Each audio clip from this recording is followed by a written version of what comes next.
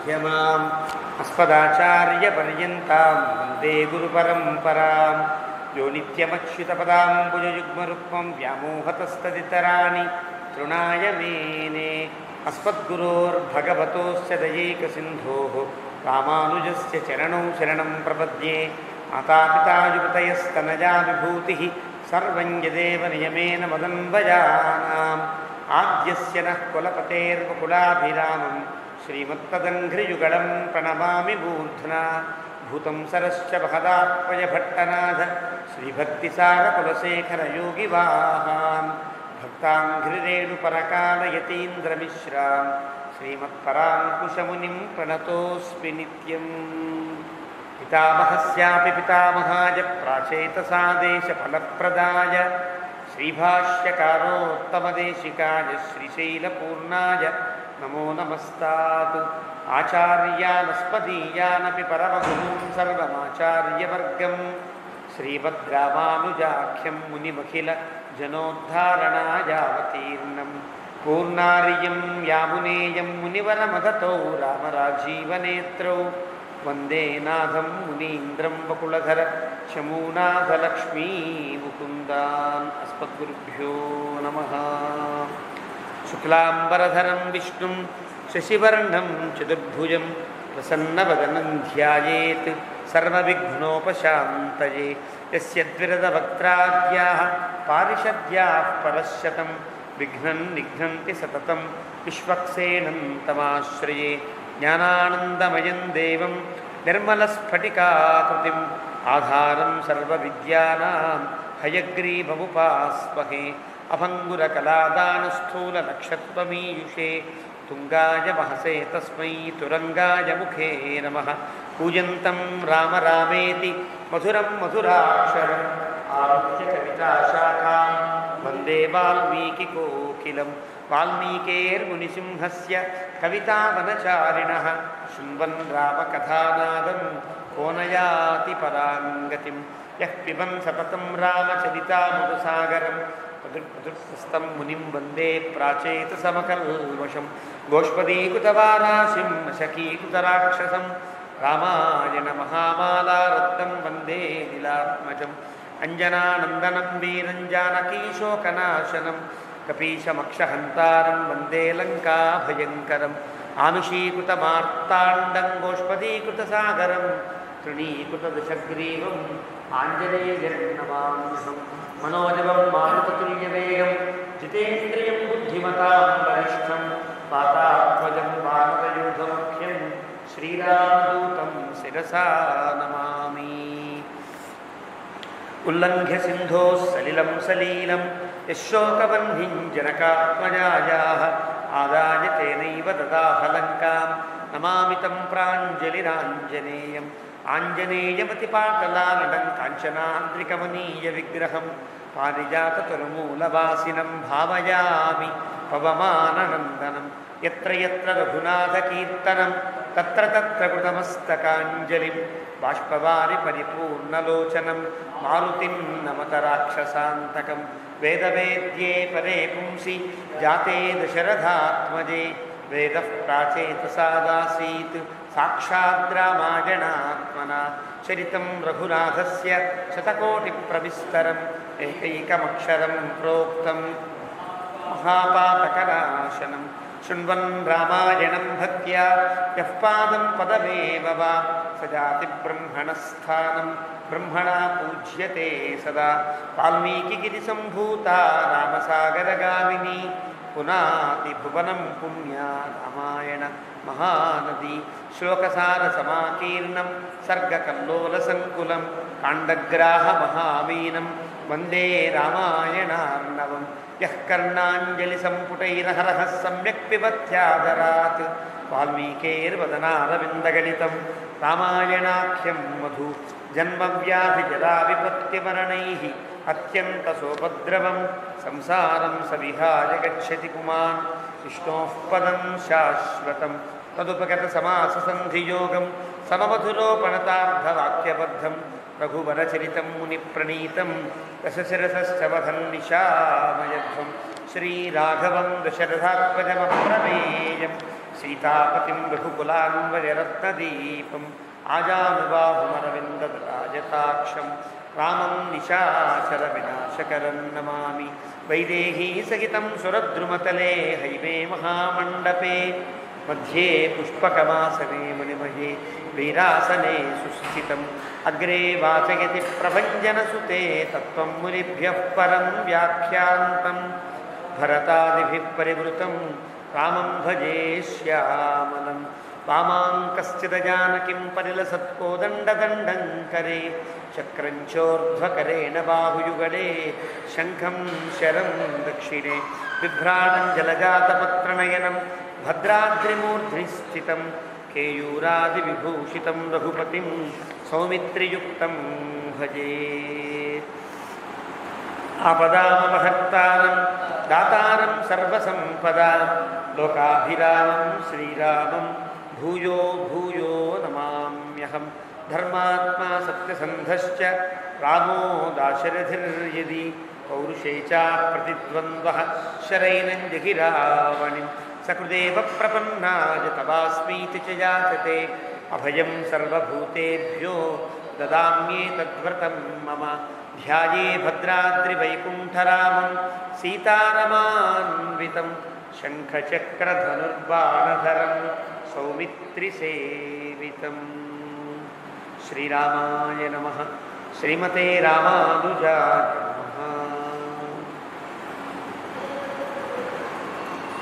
భగవద్బంధులరా, భద్రాచల శ్రీ సీతారామచంద్ర మహాప్రభుల దివ్యానుగ్రహంతో మనం విళంబినామ సంవత్సర పురస్కృతంగా ప్రారంభించుకున్నటువంటి రామాయణ ప్రవచన లహరిలో అరణ్యకాండ చివరి సర్గలో ఈనాటితో అరణ్యకాండని ముగించుకునే భాగ్యం, ముగించుకోవడం భాగ్యం కాదు, ముగించుకోగలిగినంత వరకు శక్తిని ఇచ్చినటువంటి రామచంద్ర అవకాశాన్ని ఇచ్చినటువంటి భగవంతుడికి ప్రణమిల్లుతూ ఈరోజు 75వ సర్గ ప్రారంభం. ఇప్పటిదాకా చాలా ఘట్టములు గడిచాయి. విరాధుని యొక్క విమోచనం, శాప విమోచనము, శరభంగాది మహర్షుల యొక్క సందర్శనము, అగస్త్య మహర్షుల వారి యొక్క ఆశీర్వాదము, పంచవటిలో నివాసము, భద్రాచల ఆవిర్భావము, తర్వాత మృగ అపహరణ, సీతాపహరణ, మృగాన్ని చూచి కాంక్షించడం, రామచంద్ర ప్రభువు ఆ మృగాన్ని తెచ్చేటువంటి నెపంతో సీతమ్మకు దూరం కావడం, తద్వారా రావణాసుడు అపహరించడం, జటాయుమోక్షం. జటాయుమోక్షం తర్వాత క్రమంగా కబంధుని యొక్క సంఘటన, కబంధుడు చెప్పినటువంటి మార్గంలో సుగ్రీవుని కలవడానికి బయలుదేరడం, మధ్యలో భాగవతోత్తమురాలైనటువంటి ఆచార్య అభిమానము కలిగిన అద్భుతంగా మన పెద్దలంతా ఈ ఘట్టాన్ని చెప్పి పొంగిపోతూ ఉంటారే, అలాంటి ఘట్టమైనటువంటి శబరి యొక్క వృత్తాంతం పూర్తి చేసుకున్నాం. శబరి చాలా గొప్ప సిద్ధురాలు, అందుకనే వాల్మీకి 2 మార్లు కూడా శ్రమణి శ్రమణి అని పిలుస్తారు. ఏమీ చదువుకోకపోయినా మహాయోగిని, ఆత్మయోగిని ఆవిడ. అలాంటి శబరి యొక్క దర్శనం అయిన తర్వాత రామచంద్రమూర్తిలో చాలా మార్పు కనిపించింది, చాలా మార్పు, ఇంత అంతా మార్పుగా. ఆ మార్పును బట్టే వాల్మీకి రామాయణానికి భూషణ వ్యాఖ్యను అందించే గోవిందరాజస్వామి వారు ఒక్కొక్క కాండకి ఒక్కొక్క పేరు పెడుతున్న వారై దీనికి రత్నమేఖల అని పేరు పెడతారు. రత్నమేఖల అంటే ఈ మొలకు చుట్టుకునే మొలత్రాడు.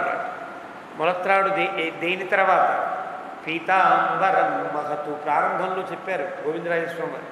శ్రీరామాయణ రాజస్య, రామాయణం అనే రాజుకి, రామాయణం అనే రామాయణ పురుషునికి లేదా రామాయణ స్వరూపమైనటువంటి భగవంతుడికి దత్వా పీతాంబరం మహతు, పీతాంబరాన్ని కట్టారు.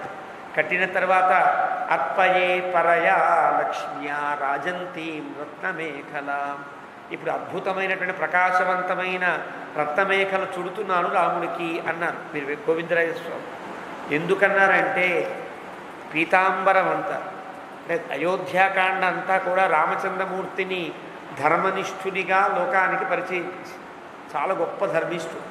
వశిష్ఠుడు చెప్పిన దానికంటే గొప్ప ధర్మాన్ని చెప్పాడు, దశరథాదులు చెప్పిన దానికంటే గొప్ప ధర్మాన్ని చెప్పాడు, మహర్షులు భరద్వాజాదులు చెప్పిన దానికంటే గొప్ప ధర్మాన్ని తాను ప్రకటించి ధర్మ సూక్ష్మాలన్నింటినీ కూడా తాను ప్రకటించి పాటించి ఇలా అడవిలోకి వచ్చాడు రాముడు.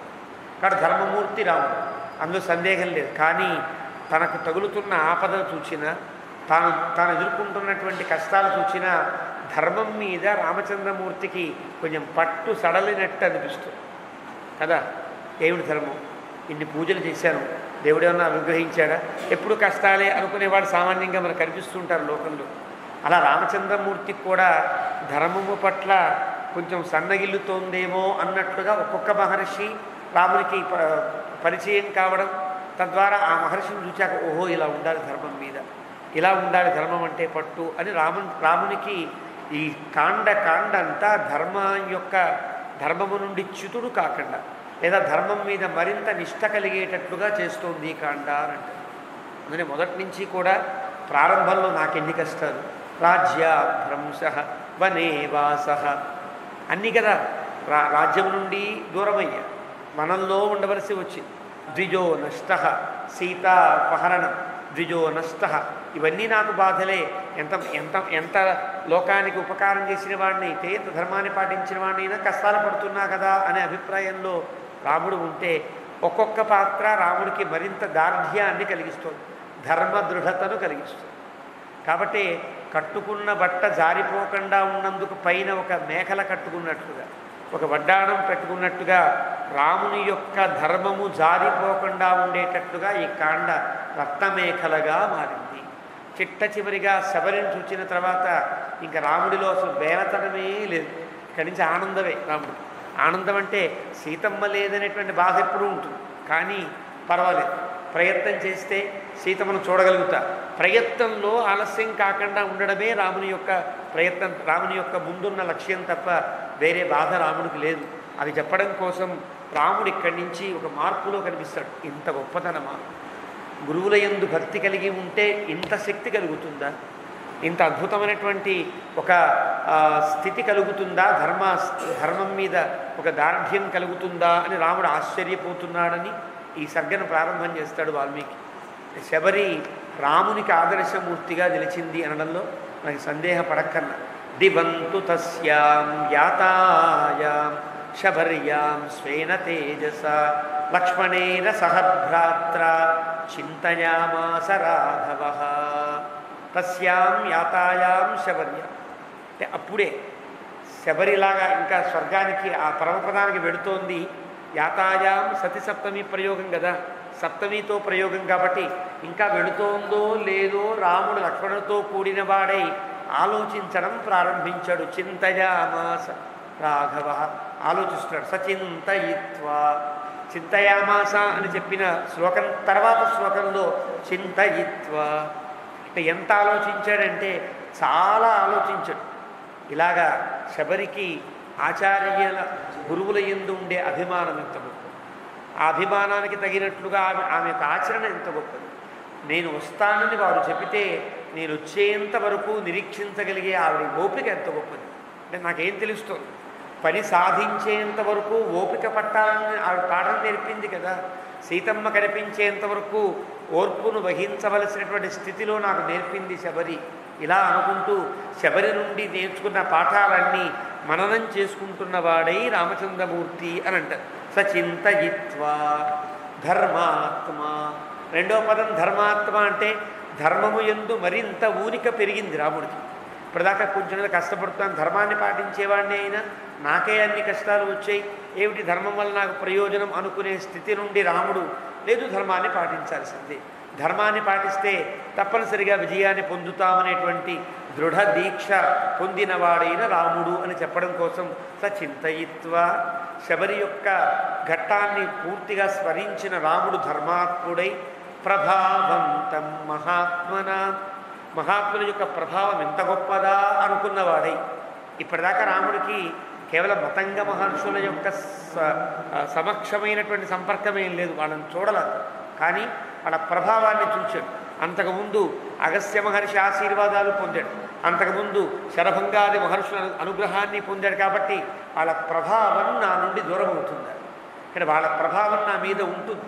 కాబట్టి ఖచ్చితంగా నేను విజయాన్ని సాధించగలనని ధర్మం యందు మరింత పూనిక కలిగిన వాడై హితకారిణమేకాగ్రం లక్ష్మణం రాఘవో బ్రవీత్, తనకి మేలు చేయడం కోసమే లక్ష్మణస్వామి పక్కన ఉన్నాడన్నట్లుగా ఉండే ఆయన చూస్తే ఏకాగ్రం ఏదో ఆలోచిస్తున్నాడు లక్ష్మణస్వామి, బాగా ఆలోచిస్తున్నాడు. ఏకాగ్రం అంటే ఒకే దృష్టి మీద రాముడు మాట్లాడే మాటలు కానీ రాముడికే చూడంలా, అలా ఆలోచిస్తాడు. శబరి ఎంత గొప్పది, సేవ ఇంత గొప్పదా, నేను ఇప్పటిదాకా సేవ చేయడం నా ఆనందం కోసమేమో అనుకున్నా కదా. లక్ష్మణస్వామికి నీకు సేవ చేయకుండా నేను ఉండలేను అని అయోధ్యకాండలో బయలుదేరాడు కదా. నీ సేవకి కనుక దూరమైతే నీటి నుండి దూరమైన చేపవలె జలాన్ మత్స్యా విబోధృతవు, నీటి నుండి విడదీసిన చేపలా అయిపోతాను అంటే, చేపలా అయిపోతానంటే నీ నుండి దూరమైతే కష్టం నాకే, నీకు దగ్గర ఉంటే సుఖం నాకే అనుకున్నాడు లక్ష్మణస్వామి. కాబట్టి సేవ వల్ల నాకు కాదు సుఖం, నాచే సేవలందుకునేవాడ ఆనందమే నాకు ఆనందం అన్నమాట అనే అభిప్రాయం శబరి నేర్పింది లక్ష్మణస్వామి. రామునికేమో ధర్మము యందు ఊనికి ఉండేటట్టుగా ఆవిడ నేర్పి, లక్ష్మణస్వామికి సేవ చేసినందువల్ల కలిగే ఆనందమో ప్రయోజనమో నాకు కాదన్నమాట, వాళ్ళకి సేవ పొందిన వాళ్ళకి అనేటువంటి ఒక అద్భుతమైన పాఠాన్ని ఇద్దరూ నేర్చుకున్నారు. కాబట్టి లక్ష్మణస్వామి ఏకాగ్రం అదే పనిగా శబరి గురించే ఆలోచిస్తున్న లక్ష్మణస్వామితో, లక్ష్మణ ఈ లోకంలో ఉన్నావా అంటే, లక్ష్మణం రాఘవో బ్రవీత్ కలిపి లక్ష్మణస్వామితో మాట్లాడుతున్నాడు రాముడు. దృష్ట అయం ఆశ్రమ సౌమ్య బహ్వాశ్చర్య విశ్వస్త మృగశార్దూల నానా విహగసేవిత కృతాత్మనాం ఆశ్రమ. అన్నీ శబరి ఆశ్రమానికి విశేషణాలే. చూడండి వరుసగా, దృష్ట చూడబడింది ఆశ్రమం, సౌమ్య ఒకటి, బహ్వాశ్చర్య రెండవది, విశ్వస్త మృగశార్దూల నానా విహగసేవిత. ఇది ఆశ్రమానికి ఉండే గొప్పతనం. సౌమ్య, సౌమ్య అంటే చాలా సౌమ్యంగా ఉంది అని ఒక అర్థం. లేదు, యజ్ఞములలో ఏదైతే ప్రధానమైనటువంటి ప్రసాదం ఉంటుందో, ఫలం ఉంటుంది, ఐహిక ఫలమేది యజ్ఞములలో, సోమలతా ప్రసాదాన్ని స్వీకరించడం కదా. యజ్ఞము చేస్తే మనకు లభించేది సోమలతా ప్రసాదం. కాబట్టి సౌమ్య, ఆ సోమలతా ప్రసాదమంతా ఈ ఆశ్రయంలో మనం పొందాం. ఆశ్రమంలో అంటే శబరి ఇచ్చిన ప్రసాదం ఏదైతే ఉందో, ఆతిథ్యం తనకి సోమలతా ప్రసాదం అంతగా భావించింది. అంటే ఒక యజ్ఞం చేసిన తర్వాత ఆ యజ్ఞ ప్రసాదాన్ని యజ్ఞశిష్టాసిన సంతహ అని భగవద్గీతలో చెప్పినట్లుగా యజ్ఞప్రసాదాన్ని ఎంత హాయిగా ఆనందంగా స్వీకరించాడో అంత ఆనందంగా స్వీకరించాడు. కాబట్టి శబరి యొక్క ఆతిథ్యం అంతా సౌమ్య, యజ్ఞప్రసాదాన్ని స్వీకరించినంత ఆనందం కలిగి. ఈ కాండ ప్రారంభంలో నేను మొదటి ఉపన్యాసం మీరు మళ్ళీ వింటే కనుక తెలుస్తుంది. మొదటి సర్గలో ఇది పూర్తిగా యజ్ఞమయమైన కాండ. తే తం సోమమిబోధ్యంతం, తే సోమమిబోధ్యంతం అని ప్రారంభం. అక్కడ సోముని వలె ప్రకాశించే రాముణ్ణి మహర్షులంతా చాలా ఆశ్చర్యకరంగా చూచారు అని మనం ప్రారంభించుకున్నాం. అదంతా యజ్ఞమయంగా భావించుకున్నాం. యజ్ఞము యొక్క గొప్పతనం అంతా చెప్పాం. అప్పుడు యజ్ఞం చేసే వాళ్ళందరూ కూడా రాముణ్ణి చూసి ఆశ్చర్యపోయారు. మొదటిసారిగా జాగ్రత్తగా మళ్ళీ విందురుగా రాముడు రాగానే జపమముంచెత, హోమమముంచెత, తపమముంచెత. యజ్ఞం చేసేవాడు యజ్ఞం చేయడం మాని రాముడి దగ్గరికి వెళ్ళిపోయాడు. ఆ యజ్ఞం చేసేవాడికి ఆజ్యం అందించడానికి వచ్చినవాడు వాడికి ఆజ్యం అందించకుండా రాముడి దగ్గరికి వెళ్ళిపోయాడు. సమిసలు తెచ్చేవాడు రాముడిని చూసి రాముడి దాకా వెళ్ళిపోయారు. సీతారాములు లక్ష్మణ సమేతులై వస్తే మనం చేసే యజ్ఞములకు ఫలమే ఇక్కడ వచ్చింది కదా అని రాముణ్ణి చూచి ఆశ్చర్యపోయినటువంటి ఘట్టం మొదటి సర్గ. ఆ మహాత్ములందరినీ యజ్ఞమయ జీవనాన్ని గడిపే మహాత్ములందరినీ చూచి రాముడు ఆశ్చర్యపోయే సర్గ చిట్ట చివరి సర్గ. అది ఆశ్చర్యం.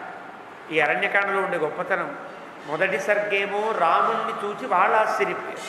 ఇప్పుడు రాముడి చివరి సర్గలో వీళ్ళ యొక్క తపోమయ జీవనాన్ని గుర్తించి తలచుకుని ఈయన ఆశ్చర్యపోతున్నాడు. బహ్వా ఆశ్చర్య, ఎన్ని ఆశ్చర్యాలు, ఎన్ని చూచాం మనం.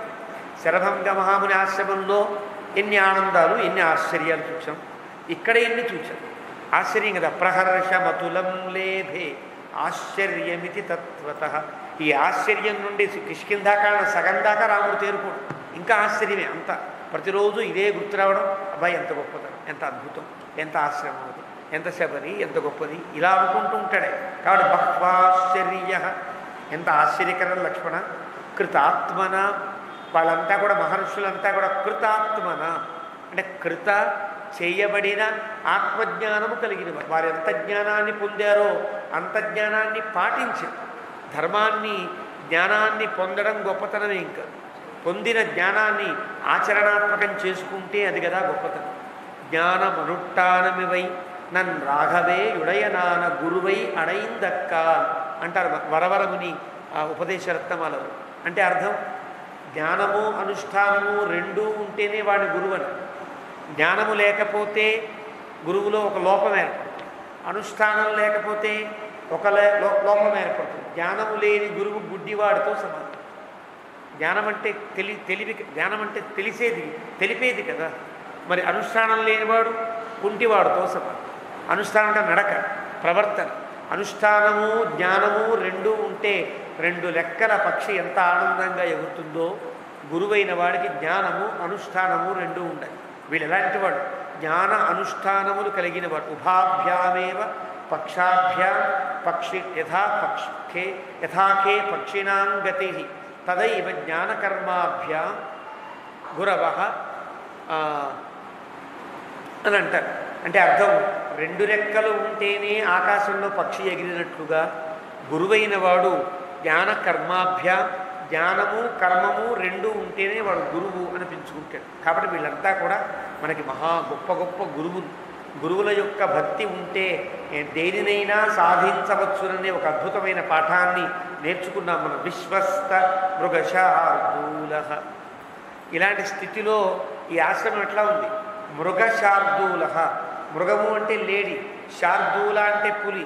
రెండు నమ్మకంతో దగ్గర తిరుగుతున్నట్టుగా ఉంది ఆశ్రమం. అంటే మంచి చెడులు కూడా, అంటే ఒక రాక్షసత్వము ఒక సౌమ్యత్వము కూడా స్నేహాన్ని చేసి ఒక దగ్గర అలా అధీనంలో పడి ఉండేటట్లుగా ఉంటుంది. ఏది గురుభక్తి ఉన్నా ధ్యానము యొక్క అనుష్ఠానము సక్రమంగా నడుస్తున్నా ఇంత అద్భుతమైనటువంటి స్థితి మనకు కలుగుతుంది. నానా విహగ సేవిత. నానా విహగమునంటే విహగము అనే దానికి వేదాంతములో ఎప్పుడు పక్షులు ఎప్పుడు కూడా గురువులకు గుర్తుగా భావిస్తారు. వేదాంతంలో అదే విధానం. ఛాందోగ్యోపనిషత్తులో కూడా జ్ఞానం కలగడానికి ఒక పక్షి వృత్తాంతాన్ని చెబుతారు. శ్వేతాశ్వతరంలో ఒక పక్షి వృత్తాంతం, తైత్తిరీయంలో ఒక పక్షి వృత్తాంతం.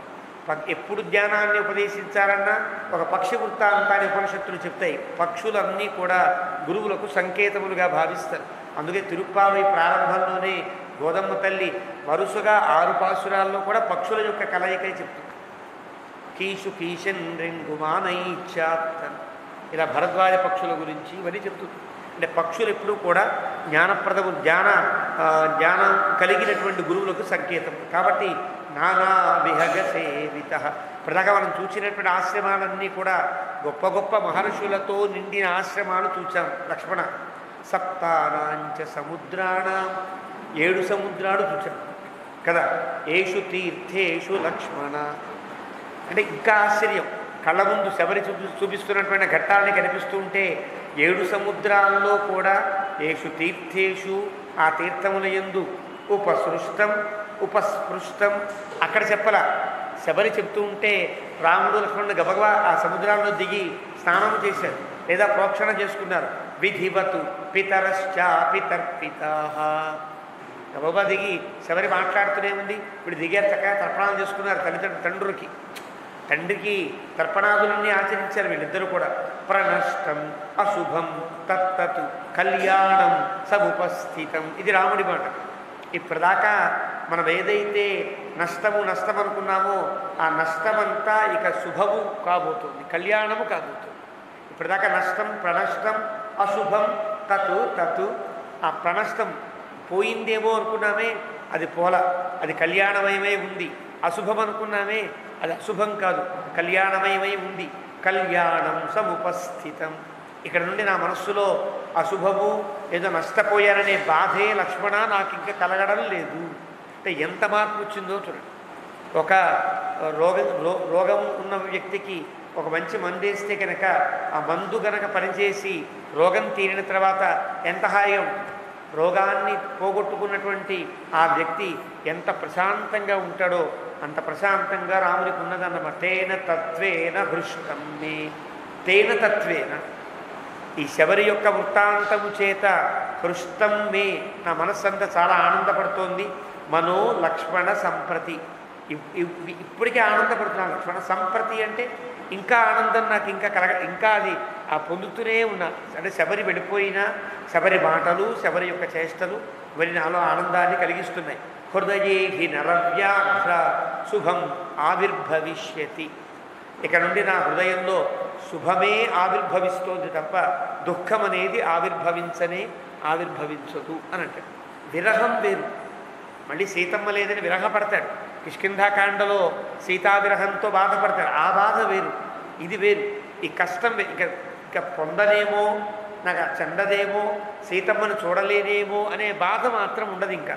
కాబట్టి శుభం ఆవిర్భవిష్యతి, నాకు ఇక్కడి నుంచి శుభమే కలుగుతుంది అని రామునికే ఆనందాన్ని ఒక విశ్వాసాన్ని కలిగించేటట్లుగా ఈ శబరి యొక్క ఘట్టం గడిచింది. తదాగచ్చ పద ఇంకా గమిష్యావహ, ఎంత ధైర్యం వచ్చిందో. తదాగచ్చ పద గమిష్యావహ, వెళదాం పద. పంపాంతాం ప్రియదర్శనాం, పంపకు వెళ్ళమని చెప్పాడు కదా కబంధుడు. పంపానది తీరానికి వెళదాం. దృశ్యమూకో గిరిర్యత్ర నాతి దూరే ప్రకాశతే. ఇంకా దగ్గరే, ఇంకా మనం దగ్గరికి వచ్చేసాం.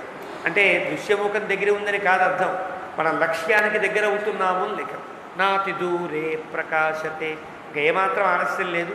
దృశ్యమూక గిరి దగ్గరికి వెళ్ళిపోదాం మనం. ఎస్మిన్ వసతి ధర్మాత్మ, ఎక్కడైతే ధర్మజ్ఞుడైన సుగ్రీవుడు ఉన్నాడు.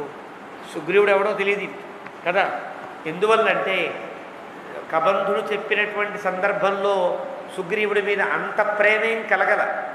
సుగ్రీవుడు సహాయకారిగా ఉంటాడంతే అనుకున్నాడు. కానీ కబంధుడు శబరిని చూచి వెళ్ళు అని చెప్పిన తర్వాత ఇంత గొప్ప శబరిని చూపించేటట్లుగా మార్గదర్శనం చేసిన కబంధుడు సుగ్రీవుడు కూడా ఇంత గొప్పవాడై ఉంటాడని మనస్సులో ఒక విశ్వాసం కలిగింది రాముడు. కాబట్టి ధర్మాత్మ అంటే కబంధుడు చెప్పినటువంటి ఒక ఆవిడ చాలా గొప్ప ఆవిడని చూచాం. మరి కబంధుడు చెడ్డవాళ్ళకితో పరిచయం చేయడు కదా. ఇక్కడ కబంధుడు చెప్పిన సుగ్రీవుడు కూడా ఇంత గొప్పవాడై ఉంటాడు, సందేహం లేదనుకుని ధర్మాత్మ. సుగ్రీవుడు ధర్మాత్ముడు. సుగ్రీవ, సుగ్రీవుడే. అంశుమతశ్రుత, సూర్యపుత్రుడు కదా.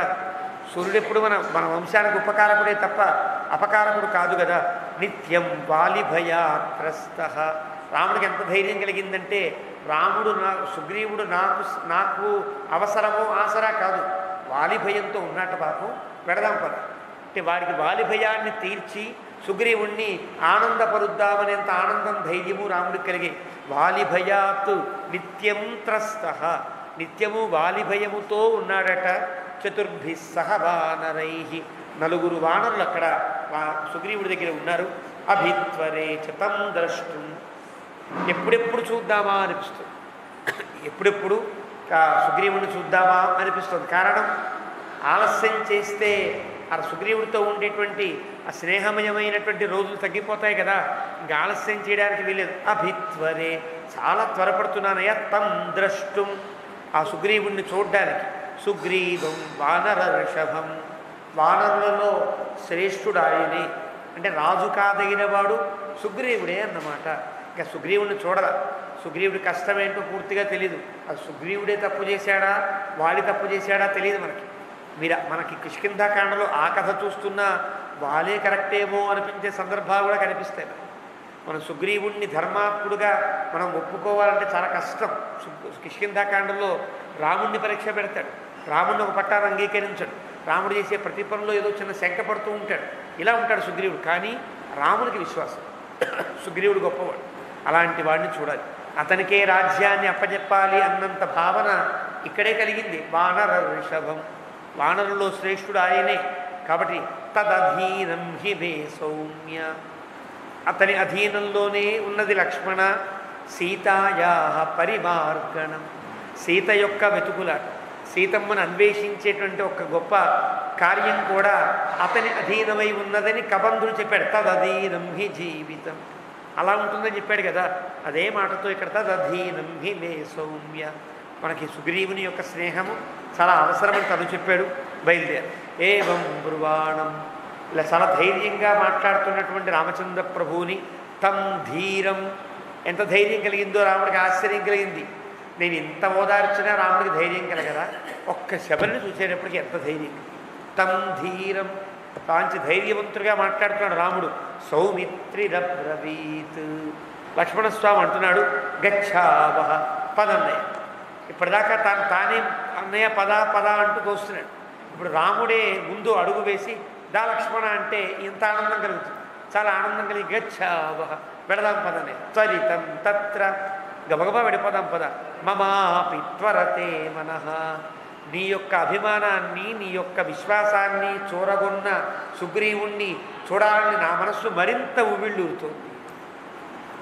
ఇంకా ఇంకా లక్ష్మణస్వామి మీద ఇంకా రాముడికి అనుమానం ఉందా లేదా అన్నట్టుగానే ఉంది ప్రవర్తన. కానీ చూడకుండా ఉండే సుగ్రీవుడి మీద ఎంత ప్రేమ కలిగింది రాముడికి, అన్నయ్యకి. కాబట్టి త్వరతే మనః, నాకు చూద్దామనుంది. ఆశ్రమాత్తు, ఈ ఆశ్రమం నుండి తతః తస్మాత్ నిష్క్రమ్య. తమాషా, ఆశ్రమాత్ అంటే ఆశ్రమము నుండి, తతః అంటే అక్కడ నుండి, తస్మాత్ అక్కడ నుండి. అంటే 3 పదాలు కూడా ఆశ్రమము నుండి అని అర్థం. 3 మార్లు ఎందుకు చెప్పాడు అంటే విడవలేక విడవలేక విడవలేక ఆశ్రమాన్ని విడవలసి వస్తుంది. వెళ్ళాలని త్వరగా ఉంది, అక్కడ వెళ్ళిపోవాలి. కానీ ఆశ్రమాన్ని విడిచి వెళ్ళబుద్ధి కావట్లా. కాబట్టి తస్మాతు ఆశ్రమం నుండి, ఆశ్రమాతు ఆశ్రమం నుండి, తతః దాని నుండి. అలా 3 మార్లు పర్యాయ పదములుగా చెప్పిన అద్భుతమైన అర్థం, ఏకపదంగా చెప్పి విశేషణాలుగా చెప్పిన అందమైనటువంటి అర్థం.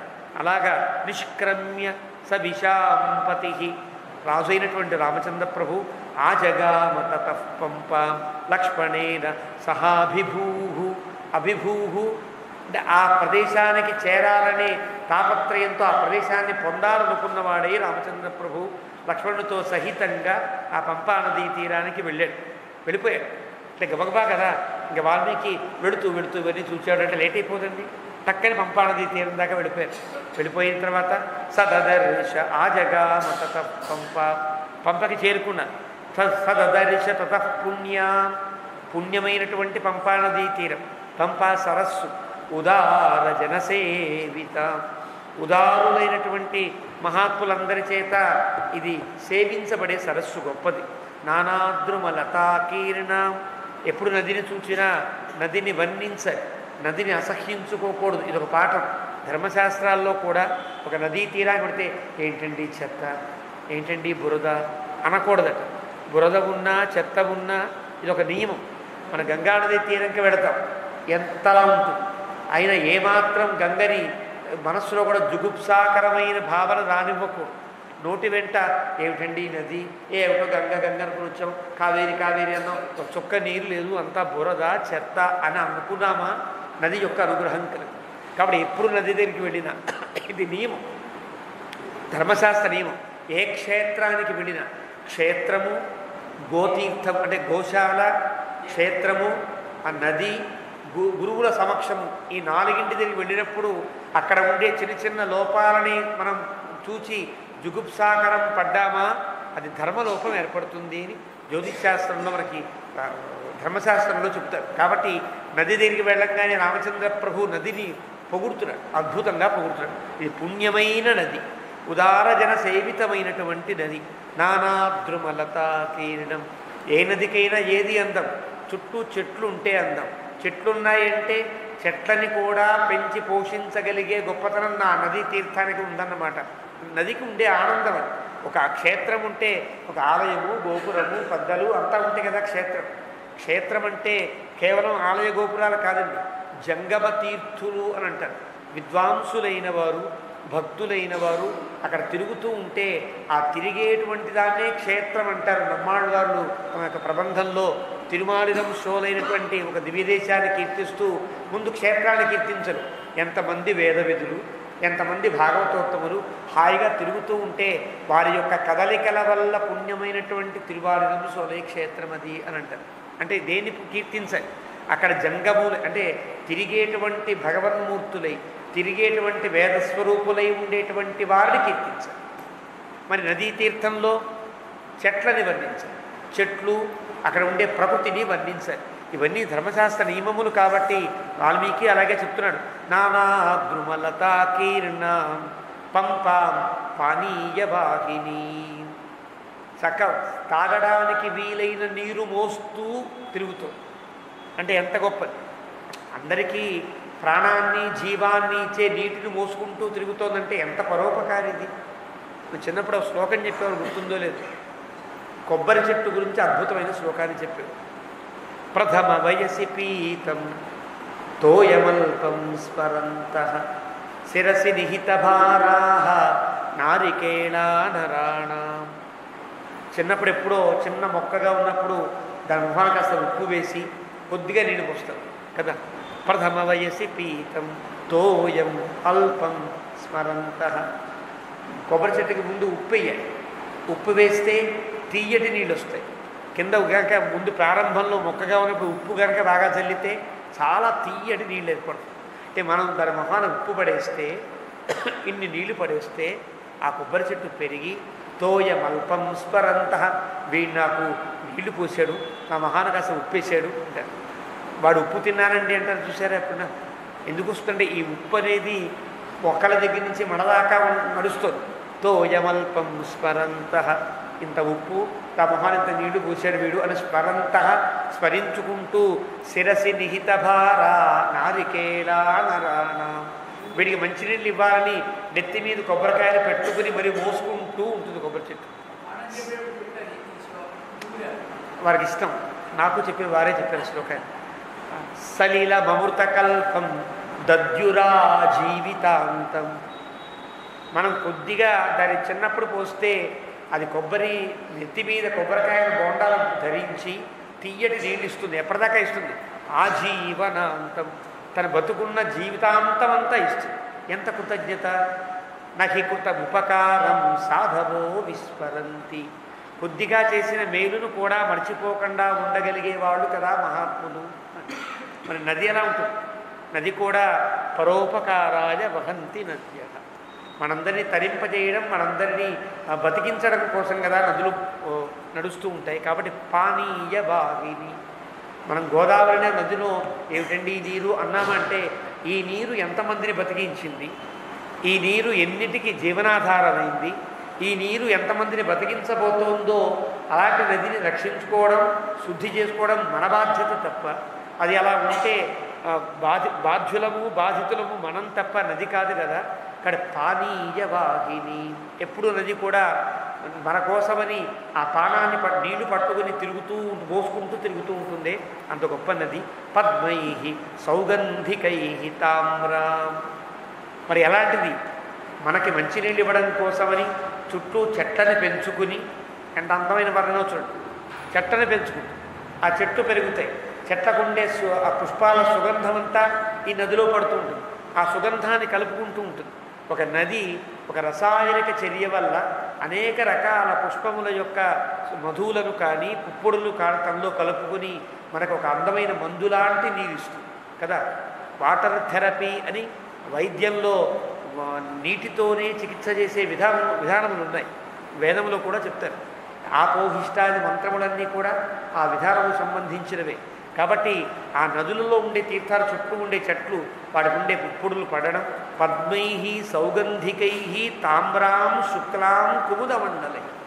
ఆ సరస్సులలో పద్మాలు వస్తాయి. పద్మానికి ఒక రకమైనటువంటి సుగంధం ఉంటుంది, ఒక రకమైనటువంటి ఆరోగ్యాన్ని కలిగించే కొన్ని సాధనాలు ఉంటాయి. మనకి తెలియవు ఏ చెట్టు ఎలా మన మీద పనిచేస్తుందో మనకేం తెలుస్తుంది కదా.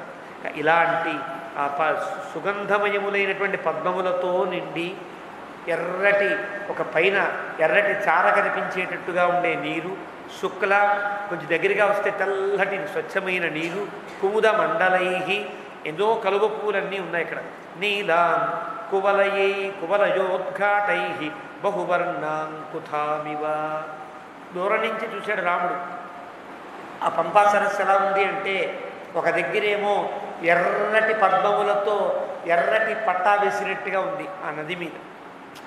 అలా దూరంగా దగ్గరికి వెళితే పద్మానికి గ్యాప్ కనిపిస్తుంది తప్ప, దూరంగా ఉంటే అన్ని పద్మాలు కలిసి ఎర్రగా ఉన్నట్టు ఉండదండి. దూరంగా చూచాడు రాముడు పంపని, ఎర్రటి ఒక శాల్వా కప్పినట్టు, కొంచెం ఆ పక్కన తెల్లటి శాల్వా కప్పినట్టుగా ఉంది. అంటే శుక్ల కుముదమండ, తెల్ల కలువ పువ్వులు, ఇదంతా ఎర్ర పద్మాలు ఉన్నాయి. ఇక్కడ తెల్ల కలువ పువ్వులు పుట్టే, ఇది ఎర్ర దుప్పటి, అదేమో తెల్ల దుప్పటి. ఆ తర్వాత నీలా కువలయోద్ఘాటై నల్లటి కలుగులతో ఉంటే, నల్ల దుప్పటి కప్పినట్టుగా ఉంటే ఎవరో నదికి సన్మానం చేసి ఒక అందమైన శాల్వా కప్పినట్టు లేదు అంటాడు వాల్మీకి. కువలయ కుథామివ, కుథాం అంటే ఒక అందమైన కంబడి వేసినట్టుగా ఉంది. ఈ నదికి ఎవరు సన్మానం చేసి బహువర్ణాం కుథామివ, నల్లగా ఒక దగ్గర తెల్లగా, శాల్వాలో 2 రకాల రంగులు ఉంటాయి. ఆ రంగులన్నీ చిత్రకంబడి కప్పినట్టుగా నది మీద ఉన్న నదిని చూచాడు. అంటే తనకి సమ్మాన భావన ఎప్పుడైతే ఉందో సమ్మానాన్ని పొందినట్టుగా తనకి ఆ భావన కొనసాగింది రాముడికి. సతామాసాద్య, పంపను పొందాడు. వైరామ దూరాత్ ఉదకవాహిని, చూడగానే గబగబా దూరంగా చూచాడు ఉదకవాహిని, ఉదకాన్ని మోస్తూ మన కోసం తిరుగుతోంది నది అని. మతంగ సరసం నామ, అది మతంగుని యొక్క సరస్సు అని గుర్తించాడు. దాని పంపా సరస్సు పక్కన పెట్టాడు. ఇది మతంగ మహాముని ఆశ్రమానికి దగ్గరలో ఉంది కదా. మతంగ మహాముని ఆశ్రమానికి దగ్గరలో ఉండేది మతంగుని యొక్క సంపర్కం కలిగింది కాబట్టి ఇది మతంగ సరస్సు. అలాంటి మతంగ సరస్సులోకి దాకా వెళ్ళిన వాడు ఏం చేస్తాడు? హరదం సమవగాహత, గబగబా వెళ్ళి నీళ్ళు మురిగాడు. గబగబా వెళ్ళి గబగబా స్నానం చేశాడు. స్నానం చేస్తే స్నానము దేనికి సంకేతం అంటే సంతృప్తికి సంకేతం. దేనినన్నా మనం పూర్తిగా ఆస్వాదించాలనుకున్నప్పుడు దాని స్నానముతో పోలుస్తారు. గోదమ్మ తల్లి తిరుప్పావై మొత్తాన్ని స్నానవ్రతం అంటుందంటే భగవద్గుణానుభవం అనేది పూర్తిగా నిండిపోవాలని భావిస్తారు. ముకుందమాలలో కూడా సరసిజ నయనే శశంఖ చక్రే మురవిధిమా విరవస్వ చిత్తరంతు సుఖత తృష్ణాతో ఏ మదన పవనోద్ధూత మోహోర్మిమాలే దారావర్తే తనయ సహజగ్రాహ సంఘాపులే చ సంసారాఖ్యే మహతి జలధౌ మజ్జతాన్నస్త్రిధామన్ పాదాంభోజే వరద భవత్. ఈ శ్లోకం కాదు. హరిసరసి విగాతృష్ణ హరిసరసి విగాహ్య ఆపీయతేజో జలౌఘం. భగవంతుడనే సరస్సులోకి దిగి భగవంతుని గుణములనే నీరు తాగేస్తే తప్ప తృప్తి తీరదు. కాబట్టి స్నానము చేయుట అంట. స్నానము చేయడం అత్యంత తృప్తికి సంకేతం. అందుకనే వధూవరుడు కొత్తగా పెళ్ళైన వధూవరులను కూర్చోబెట్టి అక్షతారోపణం చేస్తే అర్థం బియ్యముతో స్నానము చేయించుట అంటే సమృద్ధికి సంకేతం. ప్రతిదానికి ఒక సాంకేతిక అర్థములు ఉంటాయి. ఎందుకు అక్షతారోపణం చేయడం? కొద్ది అక్షతలని కనుక పసుపులో కలిపి పెద్దవాళ్ళు ఎవరైనా నెత్తి మీద వేస్తే అది ఆశీర్వచనం. అదే పసుపు కలిగిన అక్షతలు వీళ్ళకి వీళ్ళే పోసుకుంటే సంతృప్తి కదా, అక్షతారోపణం అంటారు. ఇన్ని అక్షతలు నెత్తి మీద వేస్తేనే ఆశీర్వచనం అయితే ఇన్ని అక్షతల్ని వారికి వారు పోసుకుంటూ ఆనందిస్తూ ఉంటే దీన్ని అక్షత స్నానమని. ఆ స్నానం అంటే సంపూర్తిని పొందడం, సంతృప్తిని పొందడం స్నానం అంటే. మానస సరోవరానికి వెళ్ళాం 2002 సంవత్సరం. సుమారు మేము వెళ్ళేటప్పటికే చాలా దూర ప్రయాణం చేసి అప్పటికి సుమారు 7:30 సమయమే. 7:30 సమయం అంటే అక్కడ సుమారు 11, 12 అయినట్టుగా అక్కడ ఉండేటువంటి స్థలాన్ని బట్టి చిమ్మ చీకటిలో. అలాంటి సమయంలో సరిగ్గా మానసరోవరం అలా చూచాం. చంద్రజీవి స్వామి వారితో వెళ్ళినప్పుడు చూస్తే గబగబా ఇంకేం మాట్లాడారు. నేనే ప్రత్యక్ష సాక్షి. అలా దిగంగానే ఎవరితో మాట్లాడకుండా పావులు కూడా గబగబా వెళ్ళిపోయారు. నీడలో మునిగే చల్లటి చలి, ఐసు కంటే భయంకరంగా ఉండే చలి. వెళ్ళారు, గబగబా స్నానం చేసి ఆ తర్వాత నమస్కారం చేసుకుని బయటకు వచ్చారు. ఆ రకాల మేము స్నానం చేశాం. అంటే నదిని చూచినప్పుడు మనసులో కలిగిన ఆనందానికి ఒక ప్రతిక్రియ ఎట్లా ఉంటుంది? గబగబా నదిలో ముడగాలి, ఆ నదిని పూర్తిగా ఆస్వాదించాలి అని ఉంటుంది కదా. రాముడు కూడా ఆ సరస్సు దగ్గర వెళ్ళంగానే గబగబా హరదం సమవగాహత వెళ్ళాడు, మునిగాడు, స్నానం చేసి లేచాడు. అరవిందోత్పలవతి, అరవిందములు కలువ పువ్వులతో నిండి ఉన్నది. పద్మ సౌగంధికాయుత, పద్మములు సౌగంధికములైనటువంటి పద్మములతో అయుతాం, యుతాం కాదు అయుతాం, కొన్ని వేల వేల వేల పుష్పాలన్నీ ఉన్నాయి. పుష్పిత ఆమ్రవనోపేత, నీళ్లు ముడిగిన తర్వాత రాముడు చూస్తే చుట్టూ మామిడి చెట్లు ఉంది. ఆ మామిడి పూత కూడా అందులో పడుతోందేమో, భలే అందంగా. ఆ నీళ్ళే ఏదో ఒక ఔషధీ రసంలో స్నానం చేసినట్లుగా ఉంది. ఇప్పటికి కూడా ఆలయాలలో ఉండేటప్పుడు పెరుమాళ్ళకి తిరుమంజనం అభిషేకం చేసేటప్పుడు ఔషధీ తీర్థమని రకరకాల ఔషధుల యొక్క చూర్ణాన్ని కలిపి స్వామికి తీర్థంతో అభిషేకం చేయిస్తారు. నదిలో ఆ అవకాశం ఇంకెక్కడ ఉంటుంది అవకాశం? మనం అంత నదిలో అంత పొడి వేసుకుని స్నానం చేయలేం కదా. రామచంద్రమూర్తి దిగినప్పుడు చుట్టూ చూస్తే ఆ ఆమ్రవరం అంటే మామిడి చెట్ల పూతల యొక్క అవన్నీ పడి ఆ చెట్లతో ఆ నీరంతా ఒక అద్భుతమైన సుగంధమయంగా ఉంది. బరిహిణోద్భుష్టనాదిత. స్నానం చేస్తున్నప్పుడు నెమళ్ళన్నీ చూచి ఆనందంగా అరుస్తున్నాయి. నెమళ్ళ యొక్క ఆనందపు అరుపులు మంగళవాద్యములుగా ఈ చుట్టూ ఉండే పుష్పములు రాలుస్తూ ఉంటే పుష్పవృష్టి కురిసినట్టుగా రాముని యొక్క స్నానం శుభమునకు సంకేతం, మంగళ స్నానంగా ఆచరించబడింది అని అంటారు వ్యాఖ్యాతం. గొప్ప మంగళ స్నానం చేశాడు. రాముని మనస్సులో ఉండే మంగళమే పైనంతా కనిపిస్తుంది. ఎప్పుడు మనస్సులో కనుక ఏ భావన ఉంటే ఆ భావనకి తగినట్లుగానే ప్రకృతి అంతా చాలా ఆనందంగా అందంగా కనిపిస్తుంది కదా. మనస్సులో కష్టం ఉంటే ఎంత ప్రకృతి బాగున్నా ఆ ప్రకృతి అంతా ఏదో ఒక పోగొట్టుకున్నట్టుగా అనిపిస్తుంది. ఇక్కడ ఆనందం కలగాలి. ఇక్కడ ఆనందం కలిగితే దృష్టి మారితే సృష్టి మారుతుంది అంటాడు ఒక్కరి. మన దృష్టి మారాలి. మన దృష్టి మారాలంటే మనసులో ప్రశాంతత ఉండాలి. ఇక్కడ నుండి పూర్తిగా వనవర్ణనే సాగుతుంది. అద్భుతంగా వర్ణిస్తాడు వాల్మీకి ఇక్కడి నుంచి. అలా బర్హిణోద్భుష్టనాదిత, నెమళ్ళ యొక్క అరుపులతో ధ్వనులతో రాముని యొక్క అభిషేకం పూర్తయి స్నానం చేశాడు. రాముడు లేచాడు. ఎంత బాగుంది. తిలకై, తిలక వృక్షములు అంటారు. తిలక వృక్షములంటే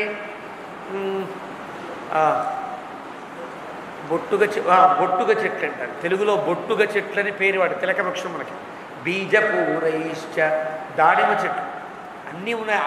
ఆ ప్రాంతం అంతా కూడా బొట్టుగ చెట్లతో, బీజపూరైశ్చ ఎక్కువ విత్తనములు కలిగినటువంటి గొప్ప ఫలము దాడిమ ఫలం కదా.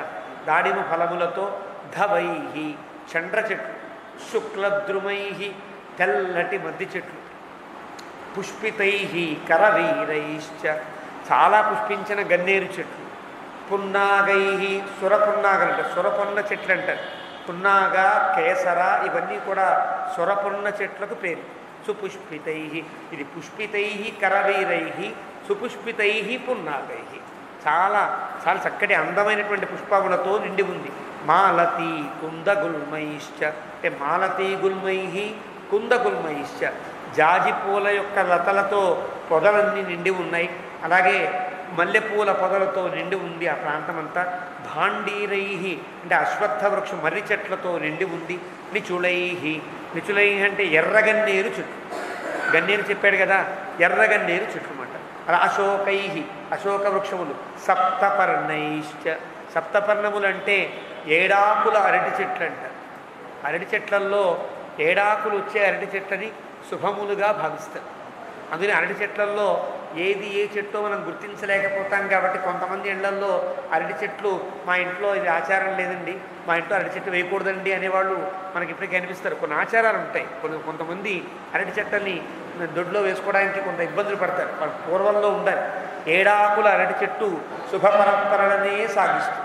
కాబట్టి ఏడాకుల అరటి చెట్లు కనిపించే రాముడికి. కేతకై, మొగలి చెట్లు. అతిముక్తకై, అతిముక్తకములంటే మున్నేట చెట్లను, మున్నేట వృక్షంలో అంటారు అలాంటి చెట్లు.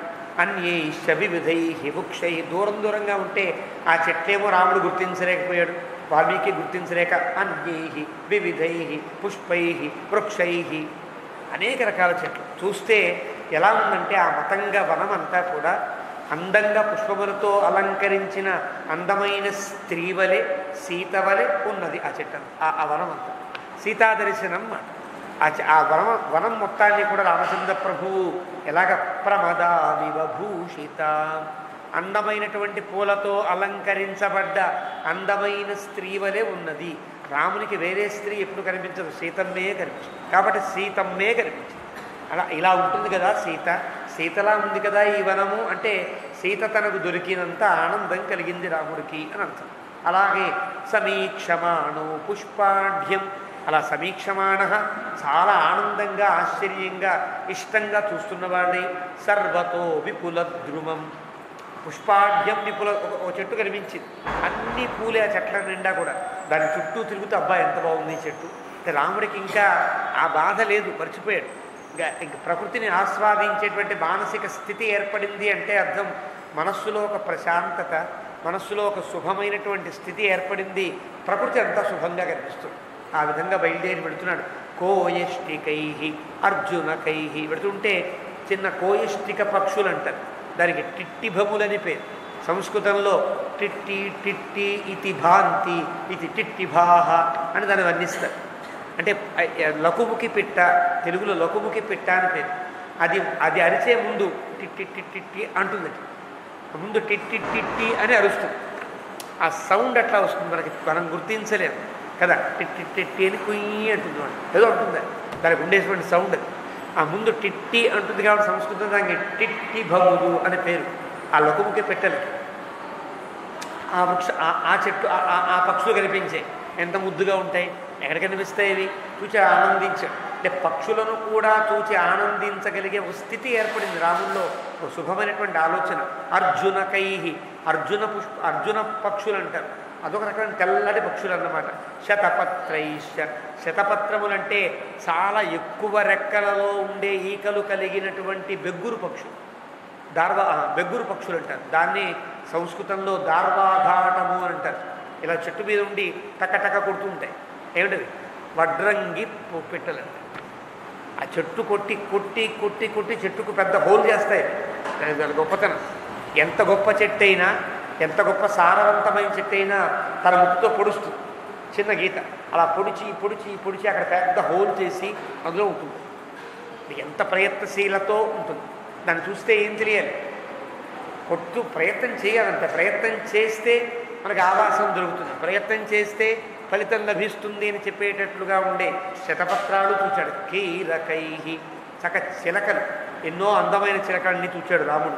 ఇవన్నీ కూడా శుభాలకి సంకేతం, శుభ పరంపరకి సంకేతం. ఏతైశ్చ అన్యైశ్చ విహగై నాదితంతు వనం వహతు. ఈ పక్షులన్నీ కూస్తూ ఉంటే ఆ వనం అంతా కూడా చాలా గొప్ప వనంలా అనిపించింది. తతో జగ్మతురవ్యగ్రౌ, అవ్యగ్రౌ. ఇంకా ఇవి చూస్తూ కూర్చుంటే ఇప్పుడు వెళ్తాము మనం, గబగబా వెళ్ళిపోవాలని ఇంకా బయలుదేరి రాఘవౌ సుసమాహితౌ ఊరిక కలిగిన వారై, ఏ పనికైతే బయలుదేరేమో సుగ్రీవుని చూడాలి కదా, ఇంకా గబగబా బయలుదేరతాం. తద్వనం చైవ సరస, ఆ సరస్సు దాటి వనాన్ని దాటి పెడుతున్నారు. పశ్యంతౌ శకునైర్యుతం, అనేక రకాల పక్షులతో నిండి ఉంది. ఆ పక్షులు నిండినటువంటి వనాన్ని చూసుకుంటూ వెళుతున్నారు. సదదర్శ తత పంప సరస్సును చూచారు. తన పంపా నది దగ్గరకు వెళ్ళారు. అంటే అలా ప్రవహిస్తోంది. ఇక్కడేమో సరస్సులు చిన్న చిన్న పిల్లకాలవలతో ఉంది. వెళితే అసలైన నది దాకా వెళ్ళారు. పంపా సీతవారి నిధిం శుభాం, సీతవారి నిధి, చల్లటి నీళ్ళకి ఒక పెద్ద నిక్షేపంలాగా ఉన్నది, శుభమైన నది అది. ప్రహుష్ట నానాశకునాం, ఆ పంపా తీరంలో కూడా ఎన్నెన్నో పక్షులు, ఎన్నెన్నో చెట్లు. పాదపై రూపశోభితాం సరామ, ఆ రాముడు వివిధాన్ వృక్షాన్ సరాంసి వివిధాని చ. ఆ పంపా నదీ తీరంలోనే అనేక రకాల చిన్న చిన్న కాలువలు, చిన్న చిన్న గుంటలు, చిన్న చిన్న సరస్సులు, ఇవన్నీ చూసుకుంటూ పశ్యన్ కామాభిసంతప్త జగామ పరమం హరదం. కామము చేత అభిసంతప్తుడైన రాముడు సీతను వెతకాలి. సీత కనిపిస్తుంది. సీతను వెతకాలంటే సీతను వెతికి నాకు అప్పచెప్పేవాడు సుగ్రీవుడు. కానీ సుగ్రీవుణ్ణి చూడాలని కోరిక, సుగ్రీవుణ్ణి కలుసుకోవాలనే కామం, సీతను పొందాలనే కామం, ఈ రెండు కామములు రాముణ్ణి అభిసంతప్త మరింత వేగాన్ని కలిగించాయి. పుష్పితోపవనోపేతాం సాలచంపక శోభితాం షట్పదౌఘ సమావిష్టాం శ్రీమతీమతుల ప్రభాం.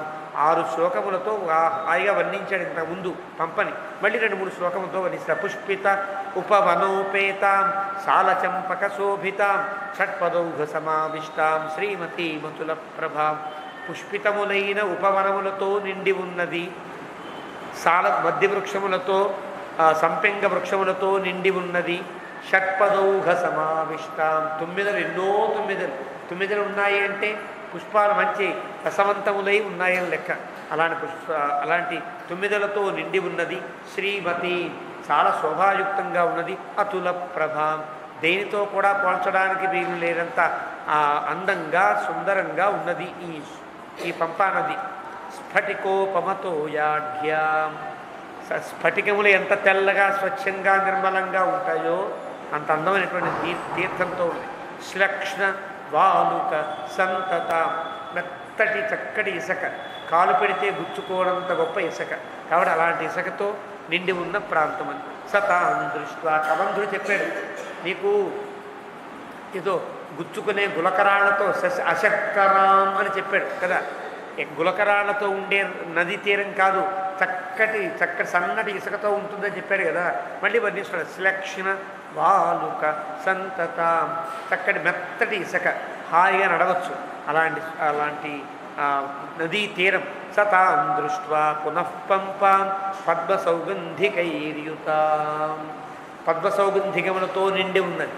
ఇందాకని తాను స్నానం చేసిందేమో మతంగ మహాముని అక్కడ దగ్గరలో ఆశ్రమానికి దగ్గరగా ఉండే తీరం కాబట్టి అక్కడ స్నానం చేస్తాడని, అక్కడ స్నానం చేస్తే కనుక ఆ పావిత్ర్యం నాకు ఏర్పడుతుందని స్నానం చేశాడు. ఇక్కడికి వచ్చాడికి ఇది చాలా అందమైనటువంటి తీరం. ఇత్యువాచ ఇలా అంటాడు. తదా వాక్యం లక్ష్మణస్వామితో సత్యవిక్రమ, సత్యవిక్రముడైన రాముడు.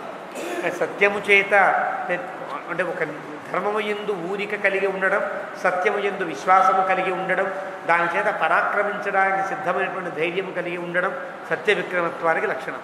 అలాంటి రాముడు లక్ష్మణస్వామితో అంటున్నాడు, అస్యా తీరేతు పూర్వోక్త సర్వతో ధాతుమండిత ఋష్యభూక ఇతి ఖ్యాత పుణ్య పుష్పితపాదప. లక్ష్మణ, వారిద్దరూ చెప్పినట్టుగా, కబంధుడు చెప్పినట్లుగా ఈ తీరంలోనే పూర్వోక్త, ఈ నదీ తీరంలోనే ఎక్కడో ఋష్యముఖ పర్వతం ఉన్నదన్నమాట. అక్కడ ఋష్యముఖం ఎలాంటిది?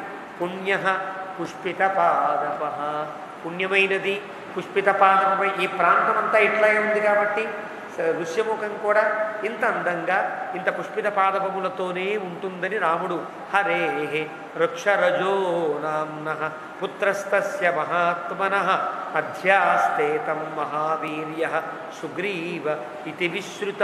హరే వృక్షరజస, వృక్షవిరజుడు లేక వృక్షరజసుడు అనేటువంటి వారి యొక్క కుమారుడైనటువంటి తస్య మహాత్మన, మహాత్ముడైన వాడు, మహావీర్యుడైన వాడు. మహాత్మన బాగుంది తప్ప మహావీరుడు ఎందుకు అవుతాడు? వాలి కొడతాడేమో అని భయంతో ఈ పర్వతం మీద దాక్కున్నవాడు మహావీర్యుడు అవుతాడా? మహావీరుడు అంటాడు వాల్మీకి రాముడు. ఇందువల్ల మహాత్ముడై సత్యము యందు ధర్మము యందు ఊరిక కలిగిన వాడు కాబట్టి. ఇప్పుడు కూడా సుగ్రీవుడు తలుచుకుంటే వానరసేనంతా తన వైపు తిప్పగలిగిన వాడిని కబంధుడు సూచనప్రాయంగా చెప్పాడు. సుగ్రీవుడు రాజు కాకపోయినప్పటికీ కూడా సుగ్రీవుడి మాటే వింటారు కోతులన్నీ అంటే ఇప్పటికీ రాజు తానే. ఒకసారి ఒక చిన్న ఏల వేసి ఏదో మనం చూసారా, సైన్యం తిరగబడేటువంటి సన్నివేశాలు చరిత్రలో ఉన్నాయే. సైన్యం తిరగబడేటట్టుగా చేస్తే బాలి ఎంత అయినా సరే ధర్మము యందు ఒక దృష్టితో తాను విడిచి అక్కడ ఉన్నాడు మహావీర్యుడు తను. అలాంటి సుగ్రీవుడు ఇక్కడే ఉంటాడు. సుగ్రీవం అభిగచ్చత్వం వానరేంద్రం నరఋషభ. సుగ్రీవుని తొందరగా లక్ష్మణ నీవు ముందు వెళ్ళి ముందు మాట్లాడి మన విషయమంతా చెప్పు. నరఋషభ ఇత్యువాచ పునర్వాక్యం లక్ష్మణం సత్యవిక్రమం. రామునికి సత్యవిక్రమ అనే పదం, లక్ష్మణస్వామికి సత్యవిక్రముడు అనే పదం. అంటే ఇద్దరి స్థితి ఒక్కలాగే ఉందన్నమాట. ఇద్దరు కూడా విజయాన్ని పొందగలగలనే విశ్వాసంతోనే ఉన్నారని అర్థం. లక్ష్మణం సత్యవిక్రమం ఇత్యువాచ పునర్వాక్యం. మళ్ళీ చెప్తున్నాడు, లక్ష్మణ గబగబా వెళ్ళు, సుగ్రీవుడిని కలవాలి. అదే పర్వతం ఋష్యమూకము అని చెప్పాడు. రాజ్యభ్రష్టేన దీనేన తస్యాం ఆసక్తచేతస కథం మయా వినాశక్యం సీతాం లక్ష్మణ జీవితం. ఎందువల్ల చూసినా సుగ్రీవుణ్ణి కలవడం వేగం, ఇంత వేగంగా వెళ్ళడం దేనికి? నేను రాజ్యభ్రష్టుడు, రాజ్యము లేదు నా కదా. ఒకటి నేను ఎలా మాట్లాడాను వెళ్ళి సుగ్రీవుడి దగ్గరికి వెళ్ళి చేతులు కట్టుకుని మాట్లాడవలసిన స్థితి కదా. సుగ్రీవుడేమో నలుగురు సైన్యంతో ఉన్నాడు, నాకు నీవు ఒక్కడే ఉన్నాడు. అంటే సైన్యం చూసినా అతనికి ఎక్కువ, నాకు తక్కువ. నాకా రాజ్యము లేదు, అతనికి రాజ్యము లేదు. రాజ్యం ఇద్దరికీ లేకపోయినప్పటికి కూడా నాకంటే ఎక్కువ సైన్యం కలిగిన వాడు కాబట్టి నాకంటే కొద్దో గొప్పో రాజు అతడే. కాబట్టి అతని దగ్గరికి వెళ్ళాలంటే ఎలా వెళ్ళాలి? నేను వెళ్ళి వెళ్ళడానికి కాదు, నువ్వు ముందు వెళ్ళి చెప్పితే ఒక రాసమర్యాద. నేను వస్తాను, వచ్చి మాట్లాడతాడు. లక్ష్మణస్వామి వెళితే ఆ మర్యాదను పాటిస్తాడు. ఒక రాయిబారిగా పెడతాడు, కానీ చేతులు కట్టుకుంటాడు. అయ్యా మా రాజుగారు వచ్చారండి అంటే అప్పుడు అతని యొక్క ప్రవర్తన, అతని యొక్క ప్రతిస్పందన ఎట్లా ఉంటుందో తర్వాత చూడాలి. అంటే రాజనీతిని వదలకుండా లక్ష్మణ నీవు ముందు వెళ్ళు అంటే అని లక్ష్మణజీ ఇది చెప్పడం కోసం అజ్యభ్రష్టేన దీనేన నేను దీనుడనై ఉన్నా, గబుక్కున వెళ్ళి భోరున ఏడిచాననుకో బలహీన పడిపోను. కాబట్టి దీనుణ్ణి నేను. తస్యా ఆసక్త చేతస సీతమ్మ గురించి అదే పనిగా ఆలోచిస్తున్న వాడిని వెళ్ళి గబుక్కున మరి నా భార్యను వెతికి పెట్టవా అనేసాననుకో అదే ఆతృతతో ఏమవుతుంది? స్నేహం దెబ్బతింటుంది కదా. స్నేహానికి ముందు సమస్థితి కలగాలి. నేనే బేరతనం పడిపోతానేమో కథం మయా వినాశక్యం. సీతమ్మ లేకుండా లక్ష్మణ జీవించడానికే నాకు ఆ స్థితి లేదే. అలాంటి వాడిని గబుక్కున వెళ్ళి ఆ రాజు దగ్గర నుంచుంటే, సుగ్రీవుడి దగ్గర నుంచుంటే బేరతనం పడిపోతే ఈయన వల్ల నాకేం ప్రయోజనం ఉంటుంది? అయ్యా వెళ్ళిరావయ్యా, మా దారి మాది, నీ దారి నీది అంటే స్నేహాన్ని చేసుకునే అవకాశం కలగదు. కాబట్టి లక్ష్మణ ధైర్యవంతుడవై నీవే ముందు వెళ్ళి నా రాకను చెప్పవలసినది అనే ఒక సూచనని రాముడు చేశాడన్నమాట.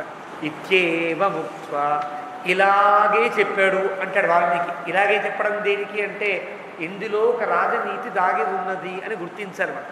ముక్త్వా మదనాభిపీడిత సీతమ్మ ఎప్పుడైతే గుర్తొచ్చిందో అలా కూర్చుండిపోయి సీతమ్మనే తలుచుకుంటూ మదనాభిపీడితుడయ్యాడు. స లక్ష్మణం వాక్యం అనన్యచేతసం లక్ష్మణుడికి అన్యచేతస్కుడు ఎప్పుడూ కాడు. ఎప్పుడు రాముడు చెప్తే రాముని మాటలో ఉండేటువంటి తత్వాన్ని గ్రహించగలిగి ఎలా మాట్లాడాలో నేర్చినవాడు లక్ష్మణస్వామి. కాబట్టి ఆ అనన్యచేతస్కుడే లక్ష్మణస్వామి ఉన్నాడు. వివేశ పంపాం నళినీ మనోరమాం రఘుత్తమ శోక విషాదయంత్రిత మళ్ళీ పంపానది తీరం దాకా వెళ్ళాడు. మళ్ళీ ఒకసారి ఆ తీర్థాన్ని జల్లుకున్నాడు. వివేశ అంటే నదిలోకి దిగి అంటాం. ఇక్కడ స్నానము చేసి అనే అభిప్రాయం లేదు. అక్కడేమో అవగాహత అన్నాడు. ఇక్కడ వివేశ నదిలోకి దిగితే ఏం చేస్తారు? ఎవరైనా ప్రోక్షణ చేసుకున్నాడు. శుభ మనోరమ మనస్సుకు ఆనందాన్ని కలిగిస్తోంది. అంటే అర్థం ఈ పంప నాకు సీతమ్మ యొక్క దర్శనానికి, సీతమ్మ అన్వేషణకి ఉపకరిస్తుంది అనే అభిప్రాయం కలిగిన వాడు రఘుత్తమ శోక విషాదయంత్రిత. అవి వెళ్ళంగానే సీతమ్మ గుర్తు రాగానే శోకము విషాదము రెండు ఏర్పడి అన్యాధీనుడై అంటే కూర్చునిపోయాడు. అలా ఒకసారి బాధ కలిగింది రాముడికి. అయ్యో సీత బ్రతకాలి కదా అనే చిన్న ఒక దైన్యం కలిగింది. తతో మహద్వర్తమ చాలా దూరం నడిచి వచ్చాడు. సుదూర సంక్రమ ఇక్కడి నుంచి వెళ్ళవలసిన మార్గం కూడా చాలా దూరమైన మార్గం. ఎక్కడో సముద్రం దాటి సముద్రం మధ్యలో లంకం ఉంది. క్రమేణ గత్వా ఇక్కడ దాకా ఉండేదాన్ని కనుక మనం గుర్తిస్తే ఇక్కడ దాకా క్రమేణ గత్వా ప్రతికూల ధన్వనం సరిగ్గా మార్గమేం లేదు. ప్రతికూల ధన్వనంగా అనేక రకాల అడ్డంకులతో ఉండే మార్గాన్ని తప్పించుకుంటూ ఇక్కడ దాకా వచ్చాడు. అంటే అర్థం రాముడు సీతమ్మ యొక్క అన్వేషణలో ఎన్నెన్ని మార్గాల్లో ఎన్నెన్ని ఆటంకాలు పొందాడు. అన్ని ఆటంకాలు తీరి సరైన దారిలోకి వచ్చాడు అని చెప్పడం కోసం క్రమేణ గత్వా ప్రతికూల ధన్వనం. ప్రతికూల ధన్వనాన్ని, ధన్వనం అంటే మార్గం అని అర్థం. అంటే దారి తెలియని మార్గం అని అర్థం. తెలిసిన మార్గం కాదు. ఇక్కడి నుంచి రాజవీధిలో హైవే ఎక్కండి హాయిగా వెళ్ళిపోతున్న హైవే ఎక్కినటువంటి మార్గం కాదు. తెలియని దారంతా నడిచి వచ్చాడు. ఇక్కడ ప్రతికూల ధన్వనం దదర్శ పంపాం. పంపాం అనే పదమునకు అర్థం పొందించున్నది అని కదా అర్థం. పా పొందదగిన దానిని, పా పొందించున్నది. పొందదగిన దానిని ద్వితీయ ఏకవచనం, ద్వితీయ విభక్తి. పా పొందించున్నది. పొందవలసినటువంటి లక్ష్యాన్ని పాతి రక్షించున్నది. పాతి దదాతి ఇన్ని అర్థాలు. కాబట్టి ఈ పంప దదర్శ పంప శుభదర్శ కానన సీతమ్మ యొక్క దర్శనానికి ఇది తొలి అడుగు అని భావించాడు రాముడు. ఈ పంపానది యొక్క దర్శనమే సీతమ్మ యొక్క దర్శనానికి నాంది పలుకుతోందని అనేక నానావిధ పక్షిజాలక అనేక పక్షులు మంగళధ్వనులతో నిండినటువంటి పక్షులతో ఉన్నటువంటి ఈ ఈ ఈ పంపానది తీరమే నాకు శుభమును కలిగించుగాక అని రాముడు సంకల్పించాడని వాల్మీకి అరణ్యకాండని ఈ శ్లోకంతో ఈ యొక్క సర్గతో ముగించాడు. 75 సర్గల సర్గ ఈ కాండ, ఈ అరణ్యకాండ. దాని సర్గలో ప్రారంభంలో సీతమ్మ తల్లితో ఉన్నాడు కదా. అరణ్యకాండ ప్రారంభంలో అగ్రత ప్రయయౌ రామ సీతా మధ్యే సుమధ్యమ పృష్ఠతస్థు ధనుష్పాణి లక్ష్మణోనుజగామహ. అంత అందంగా ముగ్గురు నడిచి వచ్చారు. ఇక్కడ వీళ్ళిద్దరే ఉన్నారు. మళ్ళీ సీతా దర్శనం అయ్యేంత ఒక ఆనందపు సూచిక కలిగిందేమో. రాముడు మళ్ళీ ఇక్కడి నుంచి మానసికంగా సీతమ్మతోనే కలిసి ఉంటాడు అని అంటారు. అందుకనే కిష్కింధాకాండలోనే కదా హనుమద్ దర్శనం అవుతుంది. ఇక్కడ నుండి అంత గురువుల యొక్క దర్శనం. కిష్కింధాకాండలోనే హనుమద్ దర్శనం. కిష్కింధాకాండలో గురువై లక్ష్మణస్వామి కనిపిస్తాడు. సుందరకాండలో గురువై హనుమంతుడు కనిపిస్తాడు. యుద్ధకాండలో గురువై అగస్త్య మహర్షి కనిపిస్తాడు. ఇక్కడ ఈ 3 కాండలు కూడా గురువుల యొక్క ప్రాధాన్యాన్ని చెప్పే కాండ. కాబట్టి గురువై కిష్కింధాకాండలో లక్ష్మణస్వామి ఎంత గురువయ్యాడో వాలి వధకు ముందు రాముడు ఆచరించిన కొన్ని సందర్భాలు మనకి చెప్తాయి. సుందరకాండలో గురువు ఎలా అయ్యాడో సుందరకాండ అంతా చెప్తుంది. యుద్ధకాండలో రావణాసుని చంపడానికి ముందు హితోపదేశం చేసిన గురువుగా అగస్త్య మహర్షి కనిపిస్తాడు.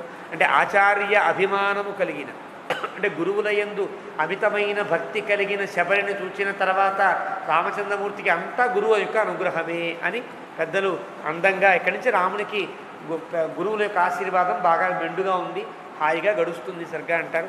అలాంటి ఒక ఆపదలు అన్నీ కలిగినటువంటి రాముని యొక్క కథను ముగించుకుని ఇక్కడి నుంచి శుభ పరంపరలుగా సాగే కిష్కింధాకాండలోకి ప్రవేశిద్దాం. మళ్ళీ ఒక 70 రోజుల తరువాత అప్పటిదాకా రామచంద్రమూర్తి యొక్క ఈ ఘట్టాన్ని మననం చేసుకుంటూ గడుపుదాం. ఏవమే తత్పురావృత్తం ఆఖ్యానం భద్రమస్తు ప్రవ్యాహరత విశ్రబ్ధం బలం విష్ణో ప్రవర్ధతాం లాభస్తేషాం జయస్తేషాం కుతస్తేషాం పరాభవ ఏషామిందీవరశ్యామ హృదయస్థో జనార్దనః కాలే వర్షతు పర్జన్యః పృథివీ సస్యశాలినీ దేశోయం శోభరహితః బ్రాహ్మణాः సంతు నిర్భయాः కావేరీ వర్ధతాం కాలే కాలే వర్షతు వాసవః శ్రీరంగనాథో జయతు శ్రీరంగశ్రీశ్చ వర్ధతాం స్వస్తి ప్రజాభ్యః పరిపాలయంతాం న్యాయేన మార్గేణ మహీం మహీషాః గోబ్రాహ్మణేభ్యः శుభమస్తు నిత్యం లోకాः సమస్తాः సుఖినో భవంతు. యదక్షరపదభ్రష్టం మాత్రాహీనం తు యద్భవేత్ తత్సర్వం క్షమ్యతాం దేవ నారాయణ నమోస్తుతే.